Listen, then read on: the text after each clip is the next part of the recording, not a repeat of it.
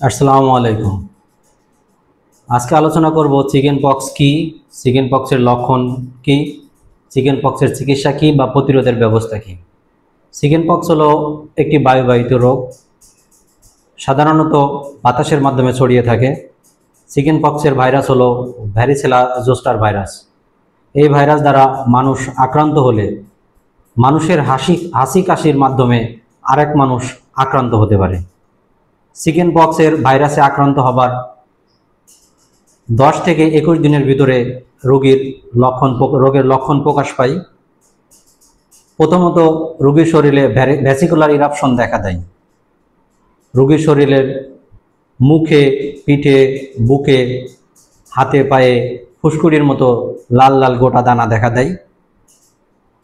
24 ঘন্টার ভিতরে ফুসকুড়িগুলো গোলাপি আকার ধারণ করে। শরীরে অত্যাধিক ব্যথা থাকে, অত্যাধিক চুলকাতে থাকে, সাথে জ্বরও হয়।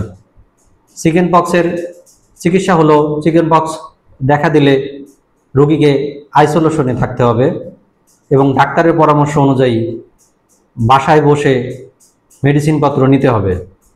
এর প্রতিরোধের উপায় হলো টিকা নিতে হবে, বাসায় আইসোলেশনে থাকতে হবে, বাচ্চাদের হলে বাচ্চাদের স্কুল কলেজ বন্ধ রাখতে হবে, রোগীকে তৈলাক্ত খাবার থেকে বিরত রাখতে হবে, রোগীকে সুস্বাস্থ্য খাবার ও ফলমূল দিতে হবে।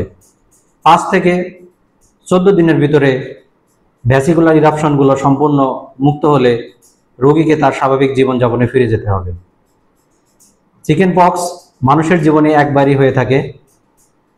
সাধারণত একবার হওয়ার পর শরীরে যদি অ্যান্টিবডি তৈরি হয়ে যায়, তাহলে পরবর্তীতে যদি ভাইরাসে আক্রান্ত হয় তবে রোগীর কোনো ক্ষয়ক্ষতি হয় না। তাই এই রোগে ভয় না পেয়ে সঠিকভাবে, সঠিক নিয়মে চিকিৎসকের মতে চিকিৎসা নিন এবং চিকেন পক্স থেকে দূরে থাকুন। ধন্যবাদ।